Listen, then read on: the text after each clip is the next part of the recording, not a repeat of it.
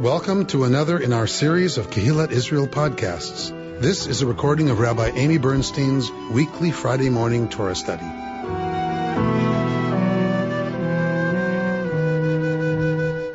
We are in Parshat Shemini this week. We are going to begin at chapter 9, verse 6.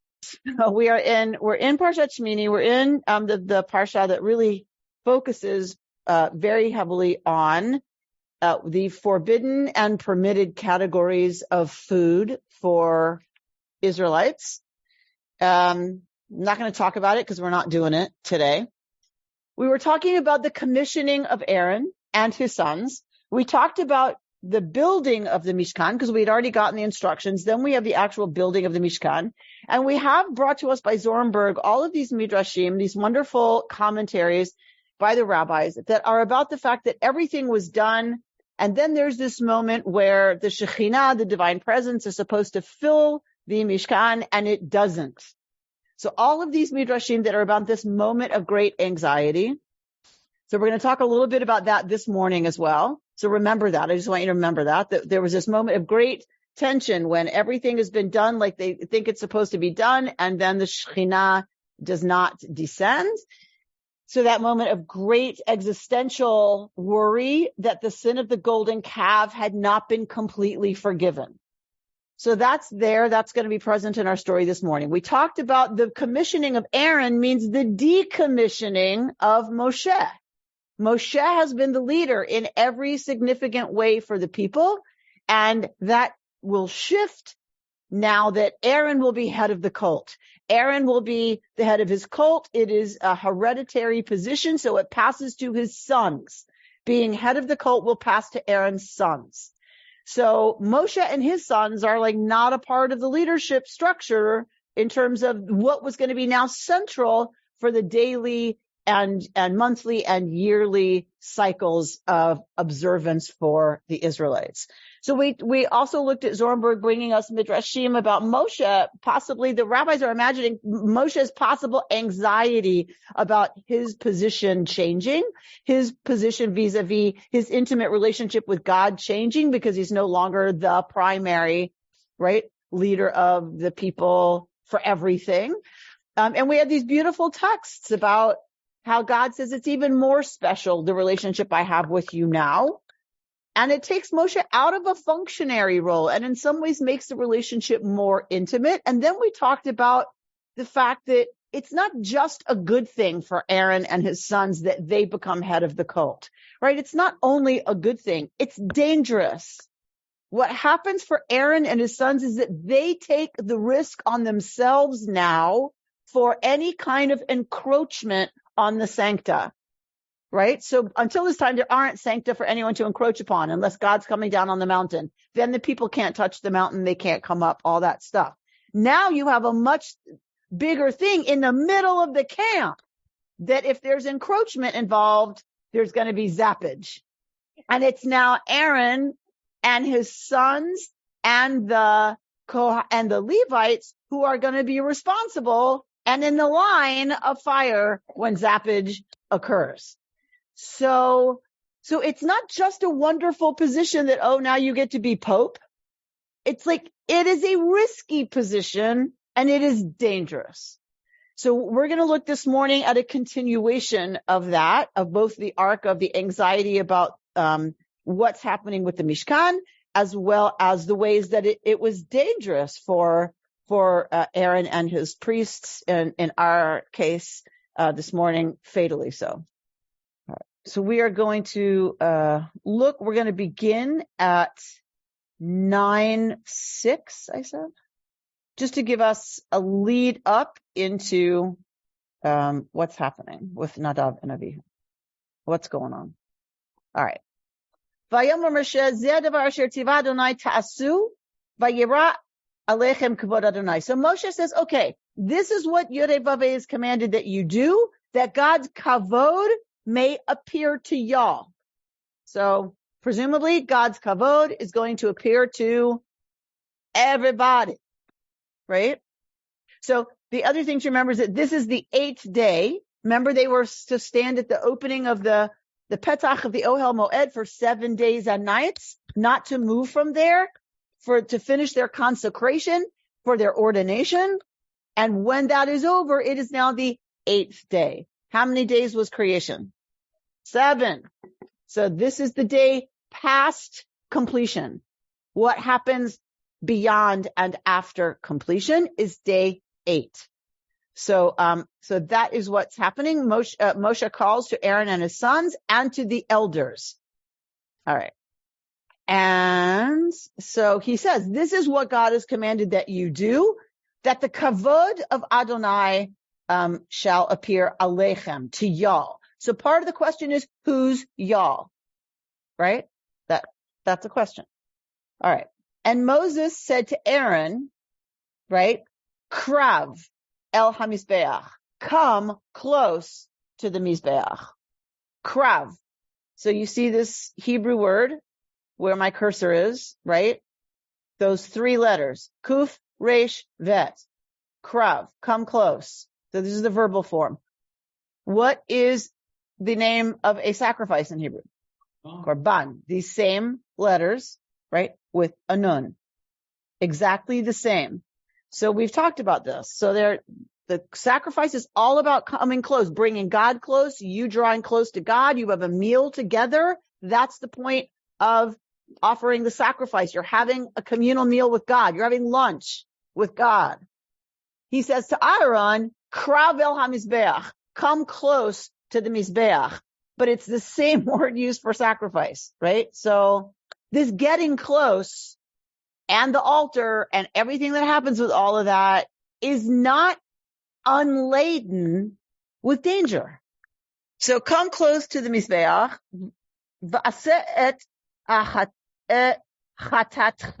so and make your sin offering and your Holocaust offering, right? That it may make expiation for yourself and for the people. Ve'aseh et korban ha'am, and make the sacrifice for the people, right? That it should make expiation for them, ka'asher tziva Adonai, as God has commanded. All this language, here we get it again. Vayikra v'Aharon el hamizbeach, and Aaron comes close to the altar. But do you see how close this Hebrew? I see what I did there. Do you see how close this Hebrew is to Aharon being a korban, right? On some level, their lives are forfeit. Aaron and his sons and the Levites, as they serve, they have put themselves in the place of whom? Who are they standing in for? Which people? Specifically, which people? Israel. Specifically, which members of Israel are they standing in for? Who are they substituting for? The firstborn. Oh. The firstborn of every fruit tree, of the field, of Peterechem, that which opens the womb of a living creature, including Israelites. The firstborn belong to God.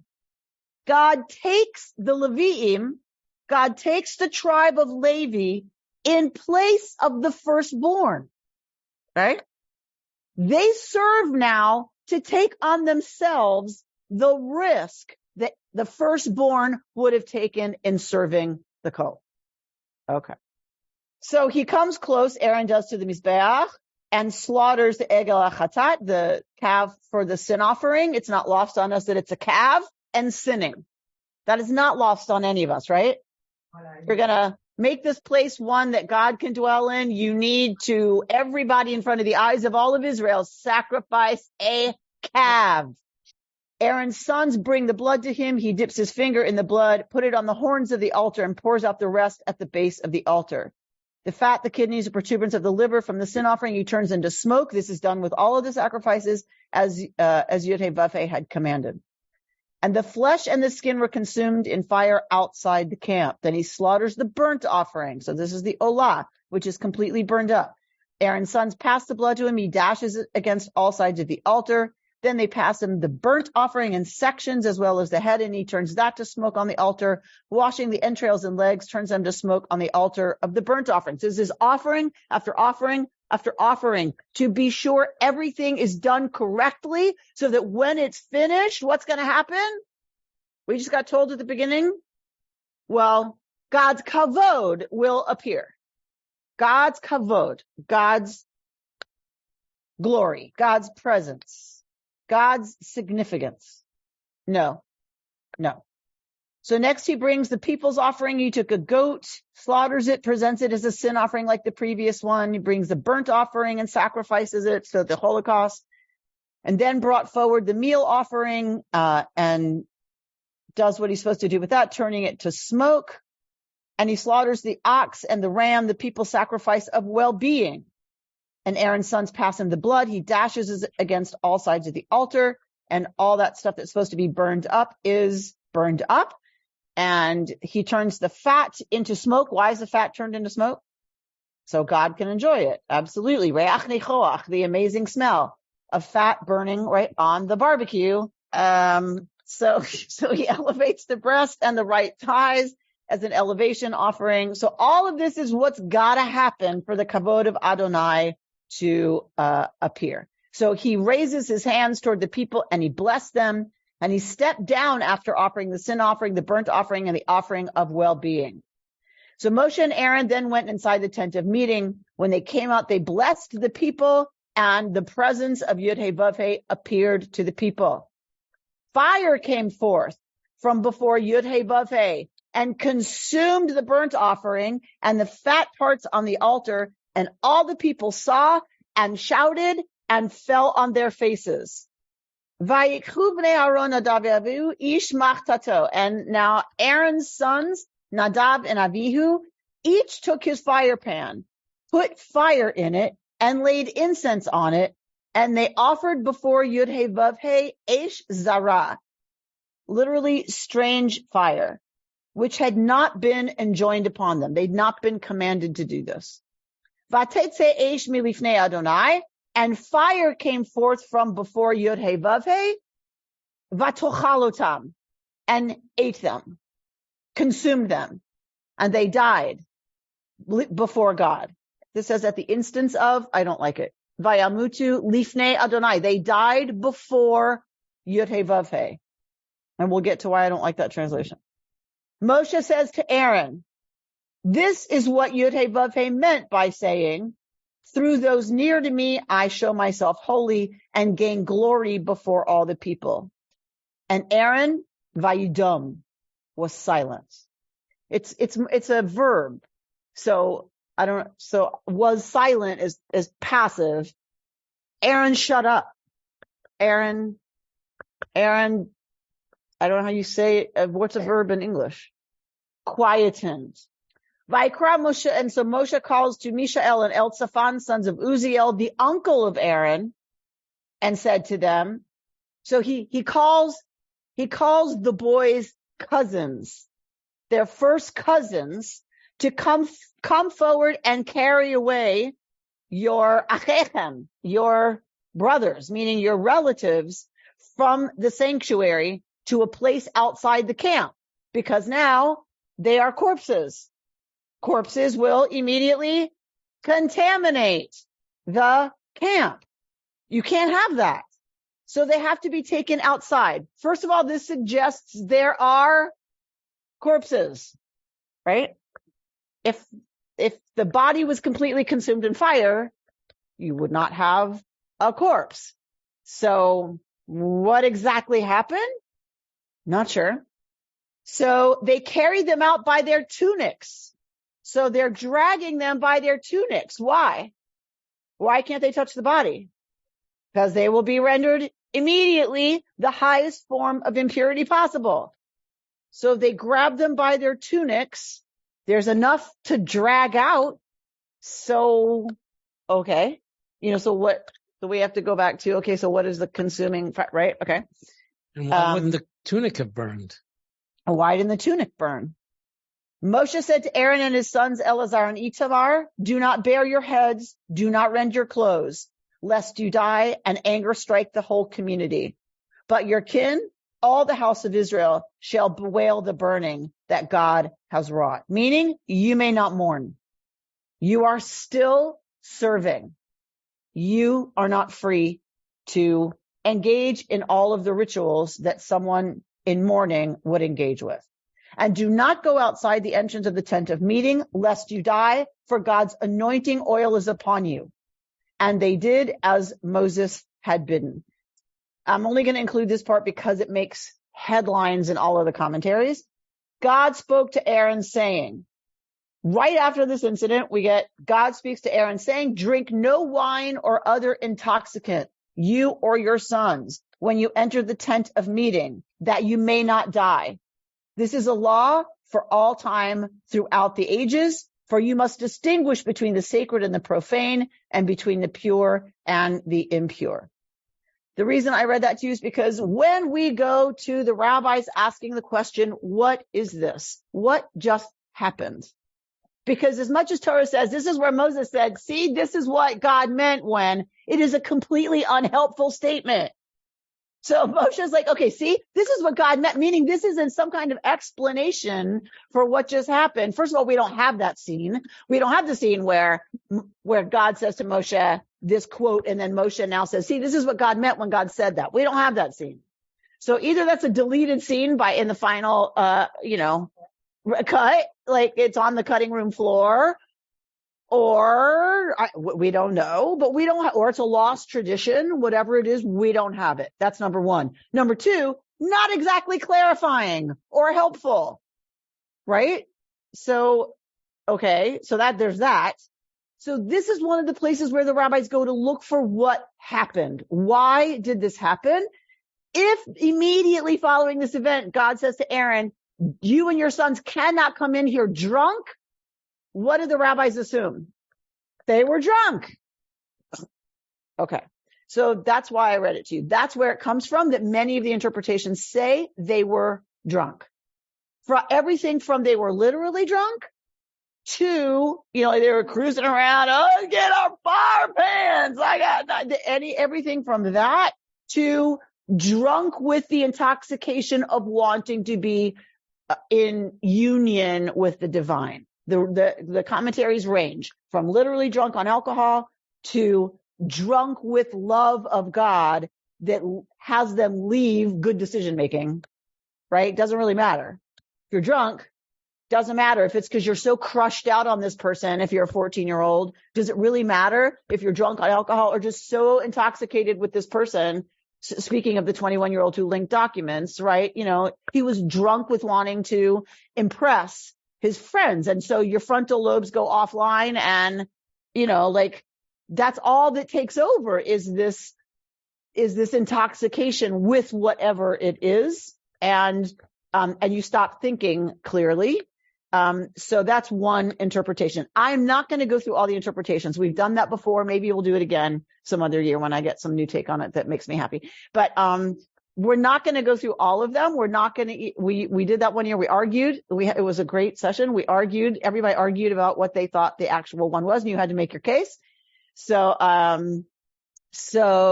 what we are going to do though is we're going to look at how does this connect to all of this stuff we've been looking at, and kind of what do we do with this ourselves? But also Zornberg she's continuing her line of looking at the midrashim that are very anxious about what's going to happen or not happen. And it's an interesting take. There are a couple of takes on this that I found this time that I've not seen before. And I've been doing this a long time. And so so I'm sharing with you stuff that was fun for me to learn. That was a little bit of a new take on what's happening with Nadav and Avihu. All right. So to categorize just quickly, there's they were drunk. They did things that they weren't supposed to. They weren't told to. They didn't check with an authority. They didn't have enough respect for authority to ask, can we do this? One is that they are wanting to be unified with the divine in a way, and they got their wish. They got what they wanted. They were one with the divine flame, if you will. So that it's not only not a punishment, it's actually a reward, right? So that's kind of the gamut of explanations. But it was an alien fire. You going to talk about that a little? Meaning that most people agree it means either a fire that they weren't commanded to bring, and then we're going to look at what one interpretation might mean of Eish Zara. Sorry. Yes. I just have one sort of clarifications about the whole, maybe it's because of all this nonsense that's going on now in Israel with the third temple and the holy space. So there's the Holy of Holies is a holy space, right? You just don't go in there. The innermost third of the Mishkan. Right. Now with this traveling Mishkan, there's also a concept of a holy space? Is that? The Mishkan is designed exactly the same as the temple. Okay, so how do you have... The temple is designed exactly like the Mishkan, right, but the idea of a holy space, if you're moving, the space keeps changing, which implies... It's not the ground that's holy. It's the space within the Mishkan. Oh, so any place can be a holy space. Betach. So why are people so hung up on once you have a temple, that's the place. But you could... It's not portable anymore. Oh, it's not portable. It's not portable anymore. And the place where God will cause God's name to dwell, Jerusalem, the Temple Mount. Okay, so he's renting and then he gets a home. Correct. Okay. God rents, yes. And then God decides to commit and buys a place. When God grants them, so in other words, retrojecting, the vision was never that it be portable. The vision was it's portable until they inherit the land. Then it's permanent, but they have to get there. To get there, they have to travel. No, it never gets portable again. Well, unless you want to have that argument, we could have a whole court case on, is it portable now or not? So the folks you're talking about, it's absolutely not portable. Still the holiest place is the Holy of Holies in Israel on the Temple Mount, period. That's why we have to keep it. That's why every piece of the land of Israel is sacred. We don't get to give it away. It was given to us by God. We can't give any of it away. Blah, blah, blah, blah, blah, blah, blah. The rabbis who had to deal with trying to do some kind of practice with no temple anymore, of course, had to come up with the answer. God has always been everywhere. Of course. Right? God is within our midst. God is in our communities. God is within each one of us. Each one of us is a Mishkan. So for them, it had to be portable or there's no Judaism. There's no possibility for Judaism. They were never mutually exclusive, right? Ancient Israel didn't think God wasn't everywhere, but it was more in Israel. Right? So, right? So they were never mutually exclusive, but it was always a complicated relationship. And so we have the vestiges now of, is it portable or not? Just sort of following up on what you said, or what you asked. I was just wondering, since there is no longer a temple in existence, then why do the Haredi Jews want to sacrifice a goat on the Temple Mount? Because they don't. Nobody's going to sacrifice anything on the Temple Mount. They know that fire will come down from the sky and consume everybody. Except for that's what they're trying to do now. No, no. Yes. No. Yes. So that is some fringe radical craziness. Okay. Most black hats would say you cannot even step on the Temple Mount because you might step on the Holy of Holies. Then you're dead.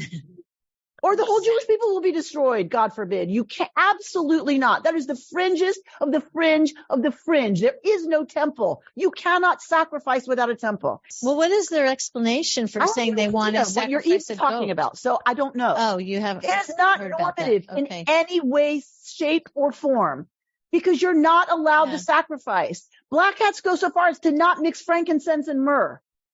Don't have them near each other. What if you accidentally stumble upon the incense mixture from the temple? You're DED.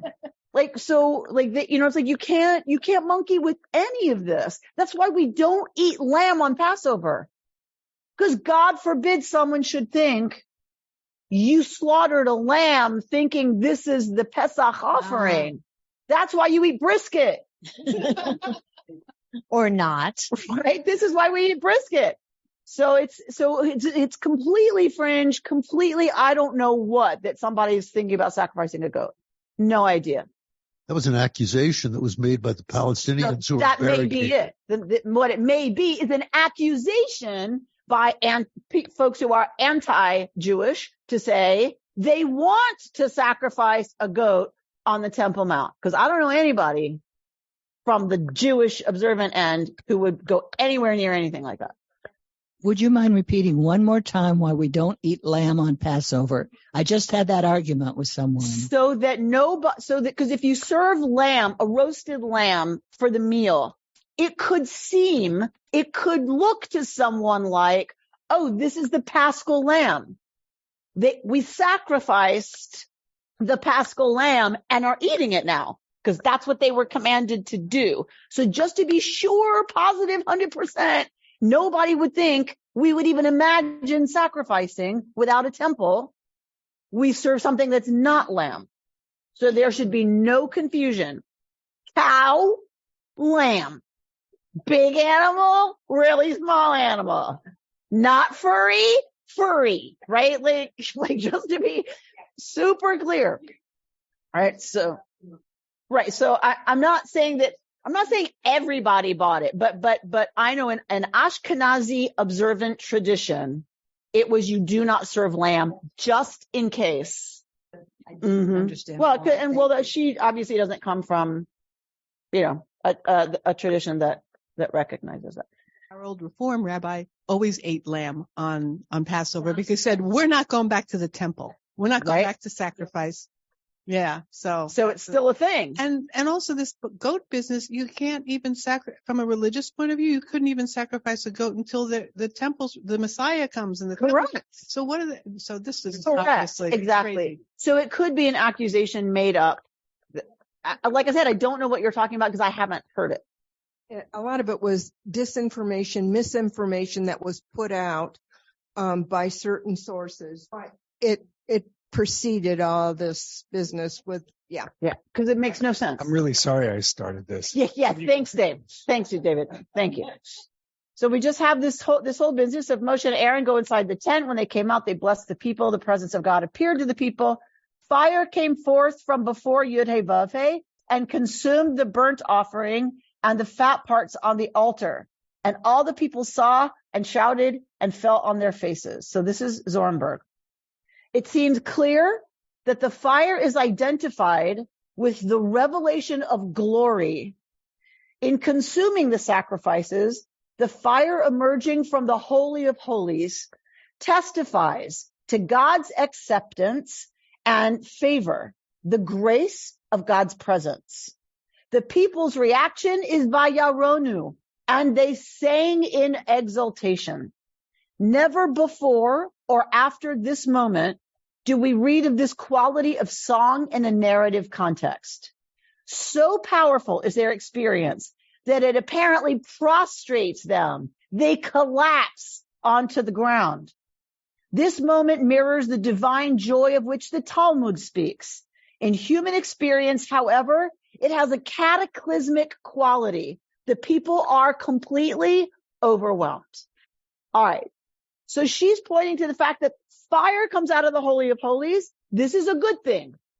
Fire, God's presence appearing has something to do with this fire that goes out. It's a good thing, a sign of God's acceptance, forgiveness, God's grace. It goes out and it consumes the sacrifices. But also this appearance of God's kavod to the people causes all of them to collapse. They're singing, but they're collapsing, right? They're singing and they're plotzing. Sarah, how do you say singing in Yiddish? Singing in Yiddish. They're gesang and plotzing. Gesingen and a plotzing at the same time. Okay, so it's both and. It's like this overwhelming, think of whirling dervishes. Think of, getting they're so overcome that they fall to the ground and they're singing. So it's this incredible mix.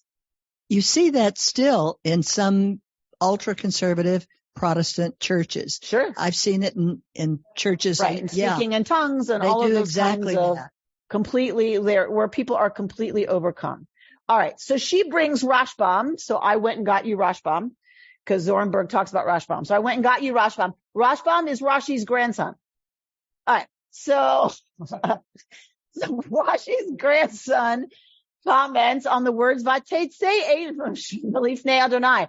A fire goes out from before God. What does Rashbam suggest?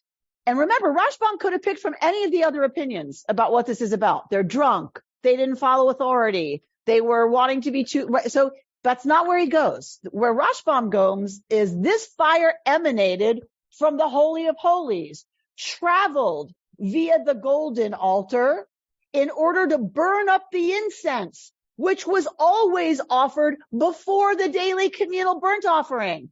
If the incense offering comes first, it's on the incense altar. The Holy of Holies, right? To get to the animal altar, that fire, he's suggesting, consumes first the incense, then the animals. That would make sense. Eat all the offerings, right? Consume all the offerings along the way. And we know this from Yuma 33. This is also where the fire encountered the sons of Aaron beside the altar. Subsequently, this fire moved to the altar in the courtyard of the tabernacle and consumed the sacrificial meat, consisting of both burnt offerings and peace offerings. At the time the heavenly fire emanated in order to consume the sacrificial meat on the altar in the courtyard of the tabernacle, it consumed the two sons of Aaron on its way. This fire had meant to consume only the incense. But seeing that the sons of Aaron had been in its way, it consumed them also, and they died. So how does Rashbam make sense of this? Rashbam is saying, meanwhile, Nadav and Avihu are bringing their incense offering. It is not sequential.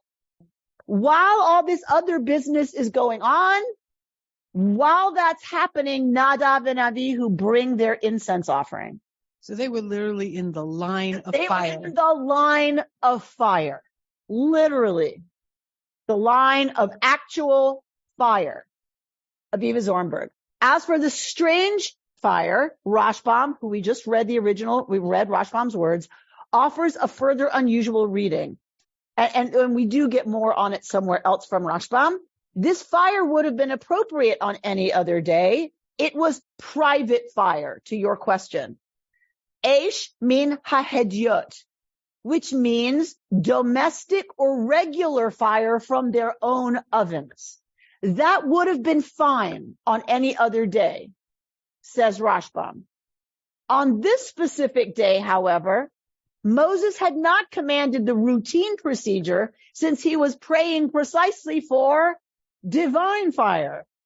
On this day, they should have waited for the miracle so that God's name would be sanctified when everyone realized that fire had come down from heaven. So Rashbam, this is Rashbam. She's bringing us it from somewhere else. I couldn't find the original Rashbam for that part.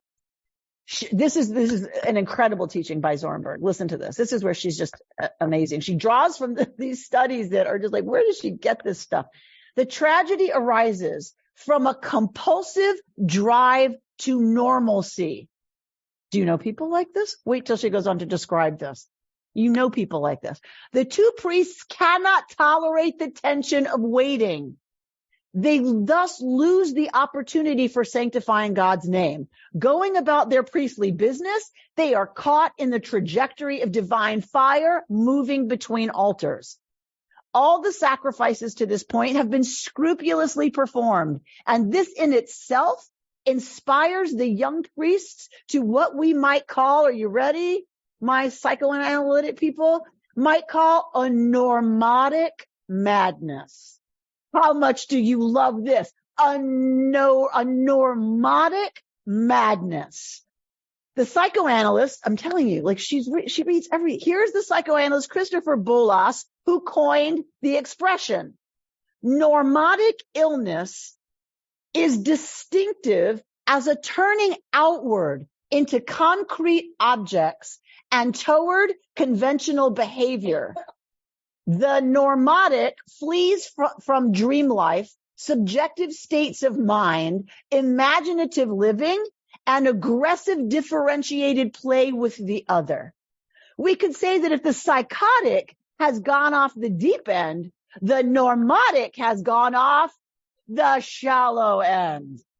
In our context, Aaron's sons become, in a sense, intoxicated by the power of ritual, of predictable routines scrupulously followed.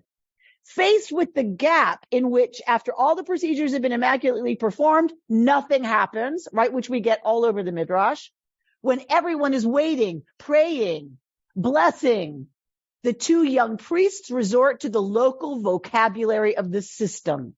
Concrete objects and the human movements that operate them must make the epiphany happen. And so, Richard, what happened? What is she saying? Rashbam says, don't read all of this happened. Kavod Adonai appeared and God and consumed this stuff, and then Nadav and Avihu brought their fire pans. Meanwhile, while all this is happening, Nadav and Avihu bring their fire pans because they're getting anxious that nothing's happening that's supposed to happen. And so they're like, well, we've been commanded about everything to do, so let's, whoever heard of, like, how can there be an incense offering if there's no fire? So let's go get some fire. And they bring their incense offering to try to help move things along. And they just happen to be standing there when that consuming fire comes from the Holy of Holies and has to get to the outer courtyard where the sacrifice has been, the animals have been offered, and that has to come through the incense altar, consumes the incense there, consumes them, then consumes the meat. And so Zorenberg's taking Rashbam's point one step further to say there is a kind of madness that comes from thinking it has to be routine and procedural. And I think of, when I think of this, I think of OCD. I think about the kind of madness that's about ritualizing things, that without that ritual, without touching this stone and moving this thing and touching my head 3 times when I walk through the door, every time, if I don't do that, terrible things are going to happen. And in our case, something awesome might not happen. All right, Richard, go ahead. No, I was going to say, back to what you were talking about whirling dervishes.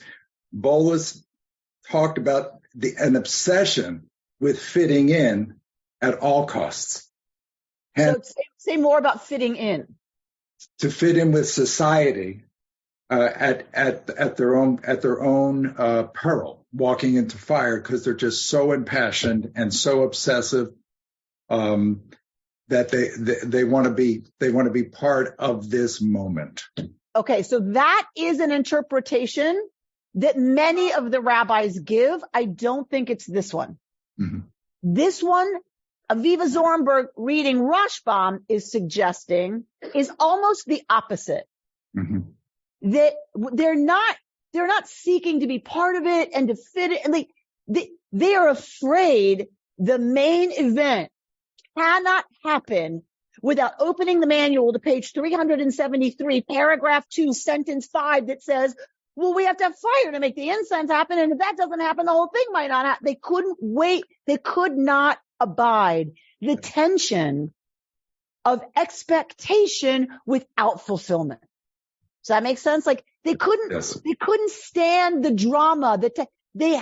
People like this, she's saying normatic madness is about an inability to hold the tension, the drama, the bigness of the moment, and it focuses down on the minutia of the system, and it is that only that can be trusted to make anything happen. That is its own kind of madness, if you will. Mark? I don't know. I was just going to, this is probably irrelevant to everybody, but what Bolus is talking about is essentially a symptom of an obsessive compulsive. A what? What Bolus is talking about is essentially the characterological extension of an obsessive compulsive neurosis. And I think I would read what Zorenberg said here as a way of making a connection between those dynamics, that defense against affect, and the totemic meal, the totemic ritual that's occurring here. Well, they become the they become the ritual meal. Right. Well, right? I mean, not really. I think I'm not sure that I think that they become the ritual meal, but they become what happens if the ritual is not carried out correctly. And so their excessive involvement in the ritual really involves a return of the repressed, that their defense against affect really brings on all of this anxiety and affect. Right. And that's what puts them in the line of fire. Yeah. But in that sense, they become the meal. They're consumed along with the animal. You get too close to that business and you become just part of it. They are, we're not sure what's consumed, but they're dead.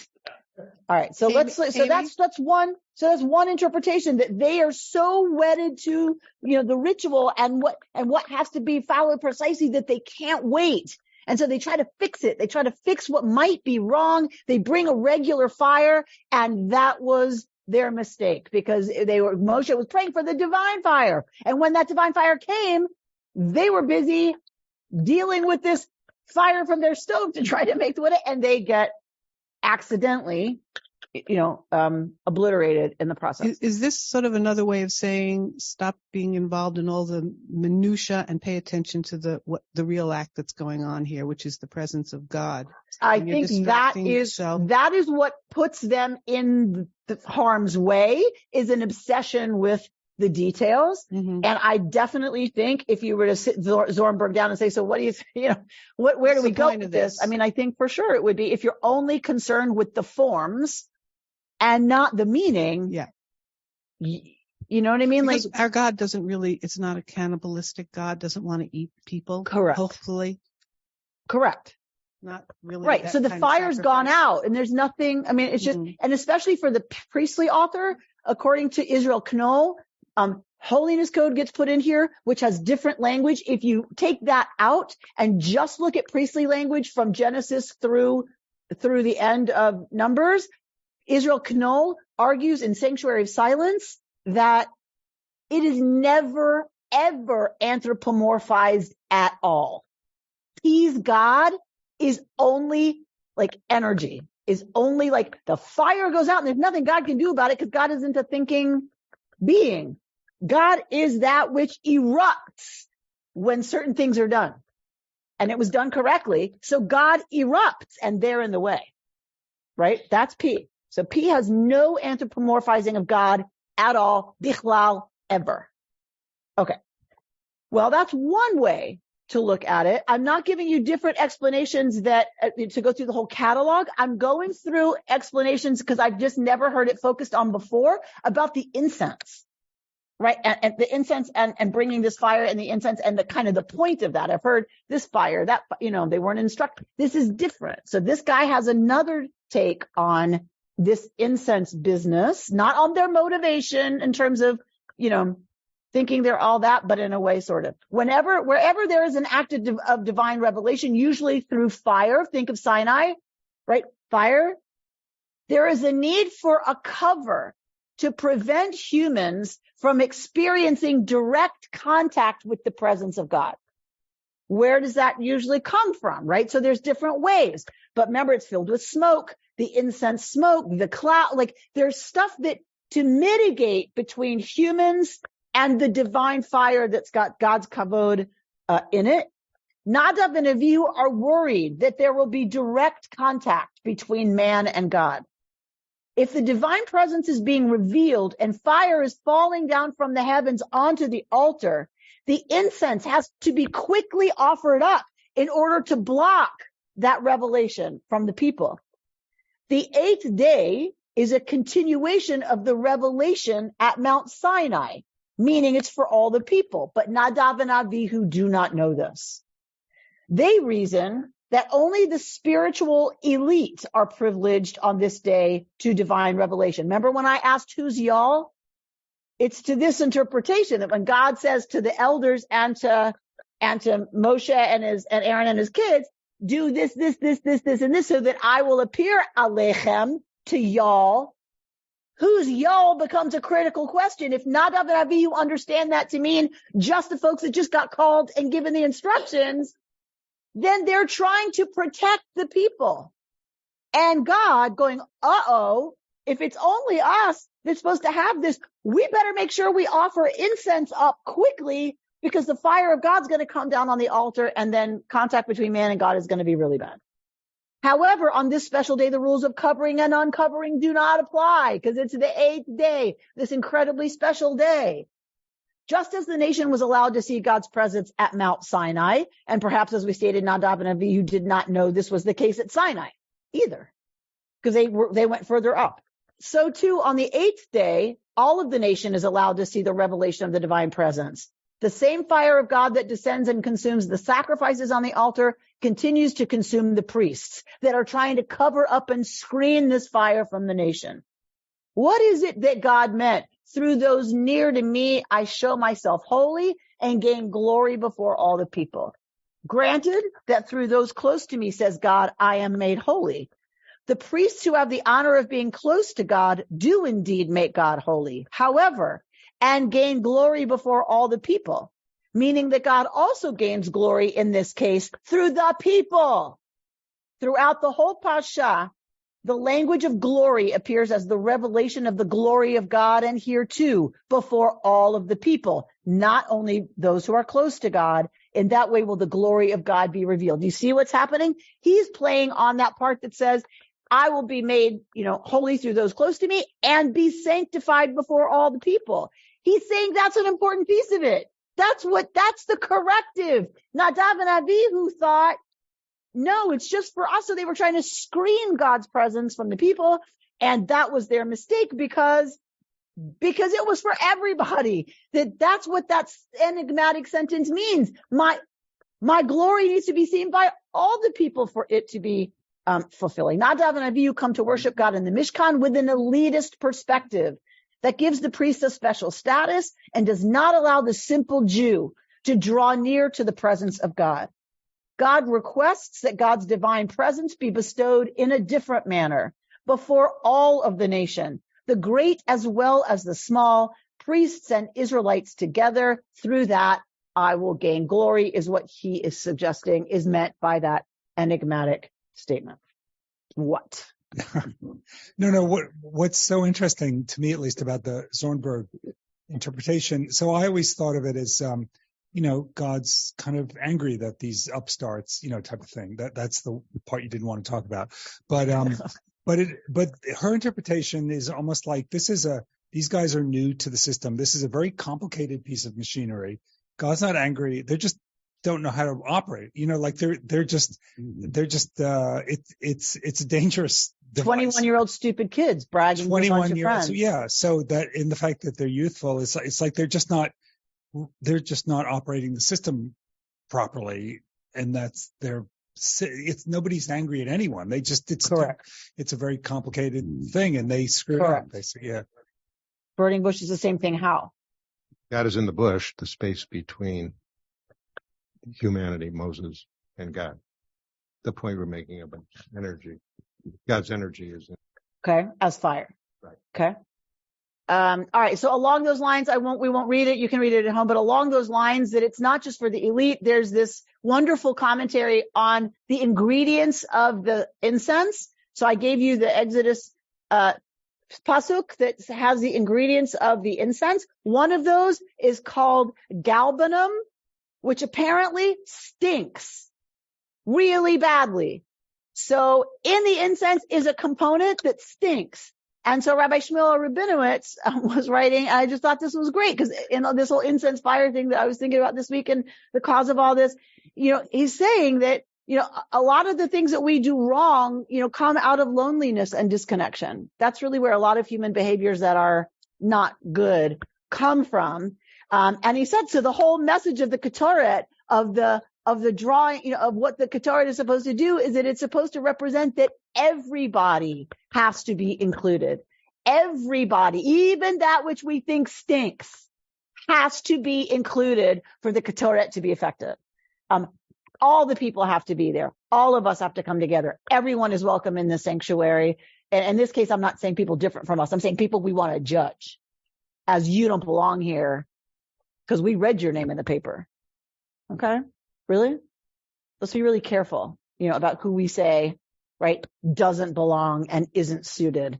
And so he brings this wonderful quote. And he goes to Likutei Sichot, goes to this piece by the Rebbe, Schneerson, who talks about the difference between korbanot, sacrifices, and ketoret, incense, which is this beautiful teaching about, one is about drawing close, ketoret is about binding.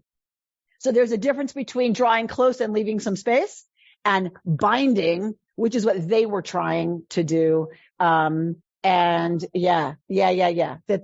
there's a very important difference. Now for Robert Gorin, this is for Robert Gorin. Ready, Robert? Scuba diving after tragedy.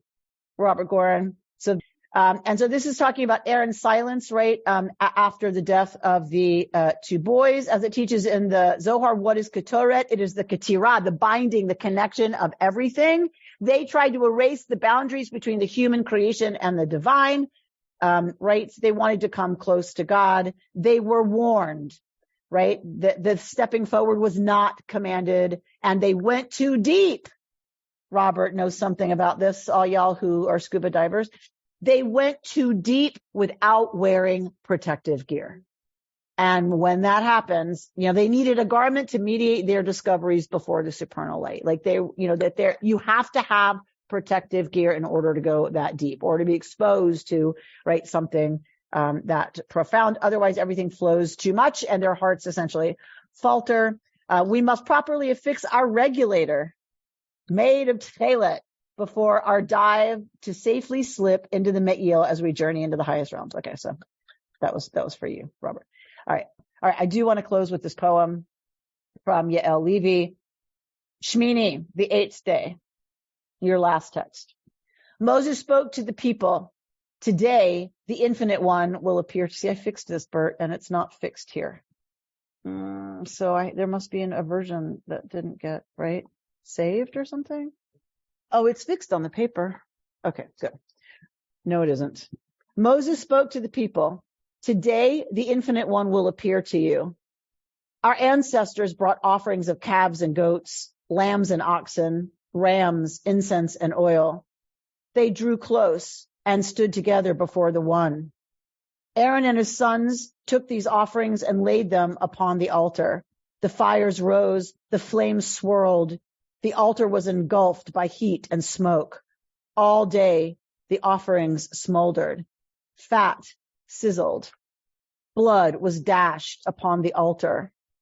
The flames kept rising, and everything that was brought to the altar was consumed.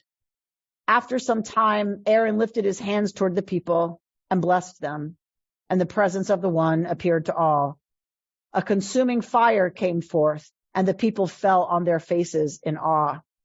Out of this moment, Aaron's sons Nadav and Avihu stepped forward. They placed incense on their fire pans and offered Eish Zarah, a strange fire. Then a consuming fire came forth, and Nadav and Avihu died in the presence of the One. We do not know the meaning of strange fire, or if Nadav and Avihu were being punished or blessed by the consuming flames. And we ask, what do we do when faced with mystery, when faced with what we can never understand? What do we do when faced with catastrophe, when even the best intentions and heartfelt actions bring forth results that leave us trembling and afraid? There is no easy answer, no sure way through. There is, though, the power of presence. Let us remember to draw close to each other and make an offering of our presence with words, with a touch, with silence, with a glance. Let our presence appear. Let our presence go forth. Let our presence to each other be sturdy and strong. Let our presence be an offering in the face of mystery and a balm for the consuming fires of pain, devastation, hardship, and fear. Amen, amen, amen. The beautiful poem by Rabbi Yael Levy. You've been listening to Rabbi Amy Bernstein's Friday Morning Torah Study from Kehillat Israel in Pacific Palisades, California. For more information, go to our website, www.ourki.org.